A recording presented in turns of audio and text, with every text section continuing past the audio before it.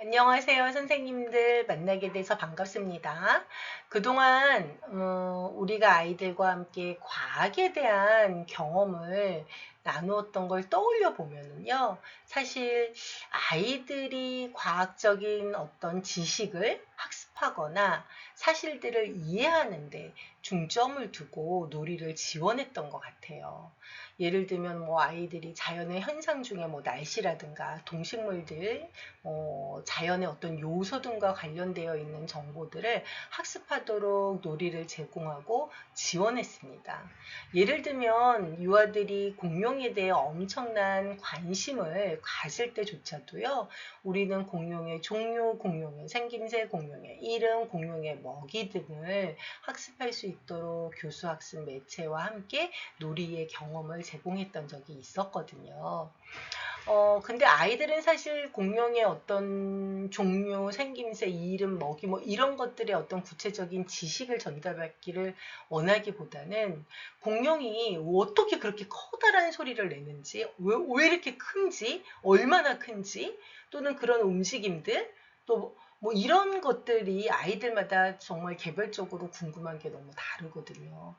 또 우리는 다 얼마나 그렇게 그 공룡에 대한 관심이 높은지 우리는 다 외우지도 못하는 그 공룡들의 낯선 이름들을 아이들은 줄줄 외우면서 자신이 궁금해했던 어떤 공룡에 대한 정보들을 모두 기억했던 아이들을 떠올려 보면 지금은 제가 현장을 떠나 있기는 하지만 그때를 생각해 보면 참 미안한 마음과 안타까운 마음이 가득해집니다. 그래서 제가 영상으로 이렇게 놀이 지원을 하는 교사 역할을 나누는 것도 선생님들께서 저와 같은 오류에서 빨리 벗어나서 유아들과 함께 지식의 공동 구성자로서 행복한 경험을 가지셨으면 하는 바람을 가지고 있기 때문입니다. 한 연구에 따르면요. 아이들이 스스로 실험하는 놀이 중심의 활동은 교사가 직접 가르치는 것보다 어린이들이 과학적인 내용을 더 잘 학습하도록 이끈다는 결과가 있습니다. 케빈과 에반스라고 하는 연구자들도요, 아동기까지 과학에 대해서 배우기보다는 과학 활동을 해야 한다고 주장을 합니다. 즉, 아이들에게 지식을 습득하게 하기보다는 사고하고 실험하게 하는 것이 더 유의미하다는 거죠. 그럼 우리가 교실에서 아이들에게 과학적인 지식을 전달하지 않고 과학을 사고하고 실험할 수 있도록 선생님들이 지원하기 위해서는 과학적인 방법의 단계를 먼저 이해하고 있는 것이 필요합니다. 제가 오늘 그 과학적인 방법의 단계 4가지를 먼저 설명드리고 또 놀이 사례를 통해서 구체적으로 지원할 수 있는 전략들을 공유해 드리도록 하겠습니다. 그 첫 번째가 과학학 관찰하고 반성적으로 사고하기인데요. 지금 그림의 자료처럼 매해 아이들에게 굉장히 많이 등장하고 반복적으로 등장하고 너무너무 좋아하는 팽이 돌리기를 하는 친구들의 놀이 사례를 가지고 우리가 한번 그 과학의 단계를 살펴보도록 하겠습니다. 먼저 첫 번째가 관찰하고 반성적으로 사고하기인데요. 아이들이 이렇게 몰입되어 있는 어떤 놀이, 반복하고 있던 놀이를 하고 있을 때 선생님들께서는 아이들이 단순히 그 놀이의 어떤 관심 있는 대상에 아이들이 관찰하는 것을 지켜만 보는 것이 아니라 물론 지켜보는 때도 필요합니다. 네, 지켜보기를 하다가 그것이 아이들이 관찰이 사고와 또는 행동으로 연결될 수 있도록 발문해 주시는 것도 필요합니다. 예를 들면 너가 만든 팽이는 친구들이 만든 팽이하고 어떻게 다르니? 라고 이야기해 줌으로써 지금 친구와 내 팽이가 함께 돌고 있을 때 그 팽이를 관찰하고 있는 아이에게 이러한 발문을 해주게 되면 아이는 친구의 팽이와 내 팽이의 생김새를 보면서 어떤 원인으로 이 팽이가 더 오래 돌아가는지 또는 어떻게 하면 이 팽이들을 더 오래 돌릴 수 있는지 이에 대한 뭐 가설이나 실험과 연결이 될 수 있는 발문을 우리는 할 수 있습니다. 두 번째는 과학적인 질문인데요. 아이들의 이러한 놀이 속에서 우리는 과학적인 질문을 할 수 있습니다. 예를 들면 어떤 팽이가 잘 돌고 어떤 팽이는 잘 돌지 않는데 그 이유가 뭘까? 라고 아이들이 이런 과학적인 질문을 통해서 사고해 볼 수 있도록 우리는 지원할 수 있습니다.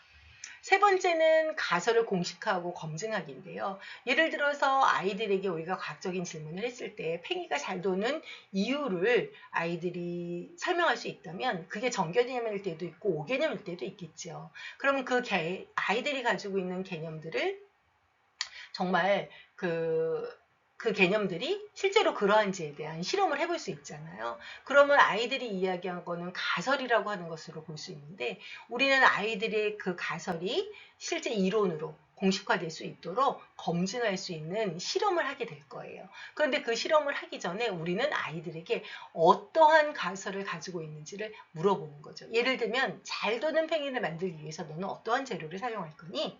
라는 것과 같은 질문을 우리는 할 수 있습니다. 또 마지막으로 아이들이 가설을 가지고 그것을 입증하기 위해서 실험을 할 텐데 그 실험의 결과를 아이들에게 물어보는 게 바로 마지막 단계인 결과 해석하기입니다. 실험 결과를 물어봐 주는 거죠. 그러면 내가 만든 팽이는 어떻게 되었니? 너가 만든 팽이가 잘 돌아가는 이유는 무엇이니? 와 같은 질문을 우리는 아이들에게 할 수 있습니다. 지금부터는 과학적인 방법의 첫 번째 단계, 관찰하고 반성적으로 사고하기를 구체적인 사례를 통해서 살펴보도록 하겠습니다. 관찰하기는 과학적 방법의 중요한 단계입니다. 과학자들은 물리적인 세계에 대해서 관찰을 하는데요.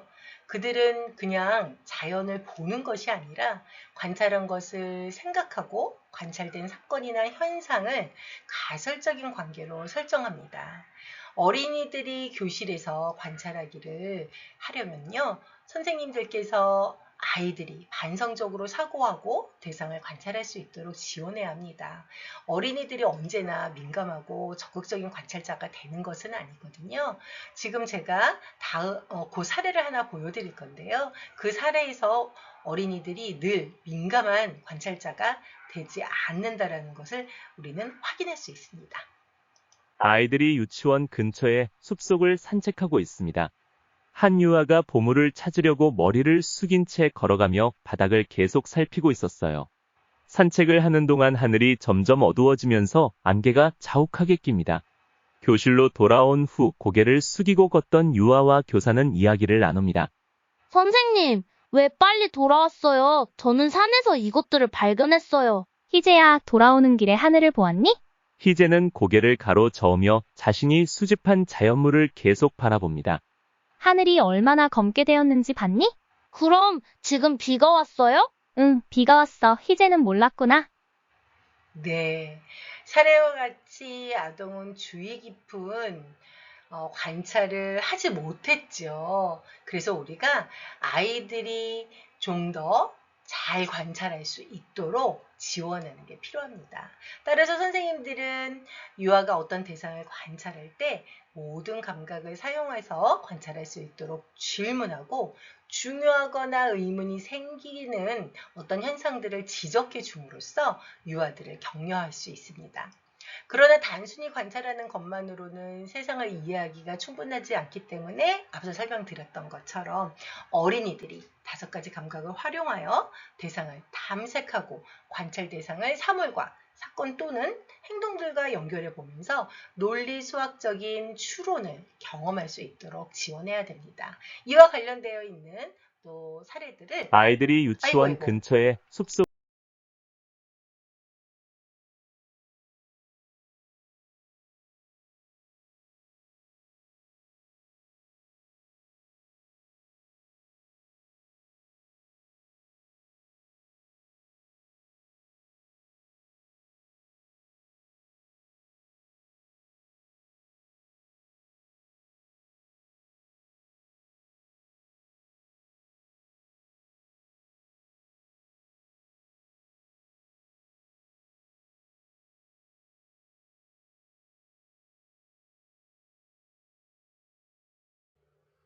두 명의 아이가 과학 영역 책상에 전시된 다양한 씨앗들을 살펴보고 있습니다. 아이들의 흥미가 점점 줄어들자 선생님은 아이들의 씨앗 관찰에 개입을 합니다. 이 씨앗을 보며 뭘 느꼈니? 울퉁불퉁해요. 예, 맞아요. 울퉁불퉁해요. 저 씨앗을 보고 무엇을 느꼈니? 이것도 울퉁불퉁해요. 친구야, 우리 역할놀이 하러 가자. 아이들은 과학 영역을 떠나 역할 영역으로 갑니다.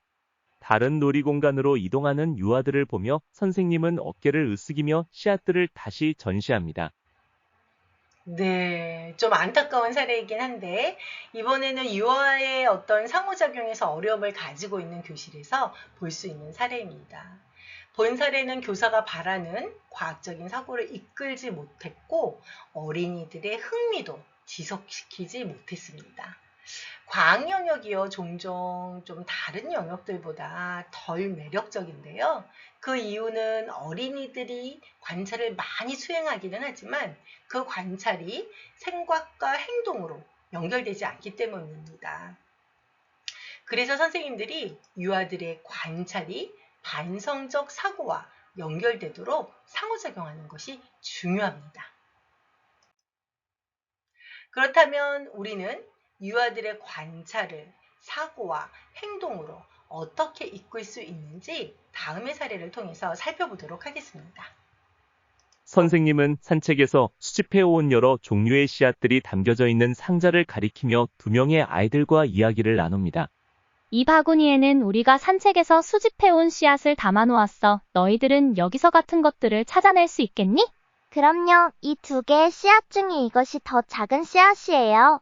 그런데 선생님, 이 3개의 씨앗들은 모두 뽀족해요. 한번 보세요.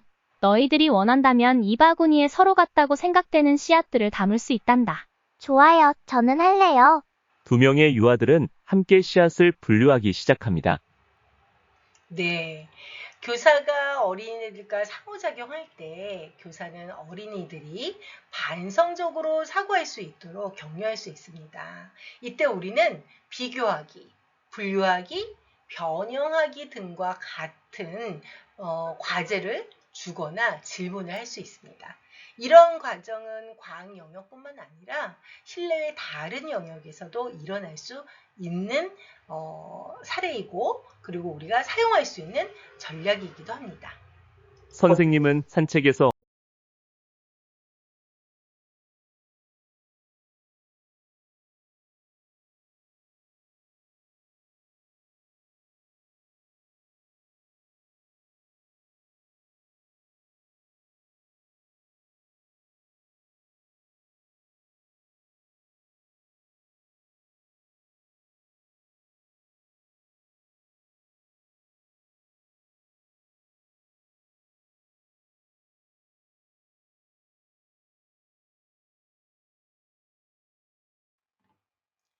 오늘은 과학활동에서 유아들이 관찰을 할 때 반성적으로 사고할 수 있는 선생님들의 역할을 살펴보았는데요. 궁금한 점이 있는 선생님들은 지난 영상에서 소개해드렸던 것처럼 카카오 채널 아이조아로 메시지를 보내주시면 답변을 드리도록 하겠습니다. 다음 영상에서는 과학활동을 할 때 아이들의 반성적인 사고를 촉진시킬 수 있는 전략들을 전달할 예정이에요. 이러한 전략들을 통해서 선생님들의 교실이 세상에서 가장 재미있는 반으로 만들어가는데 도움이 되시길 바라겠습니다. 감사합니다.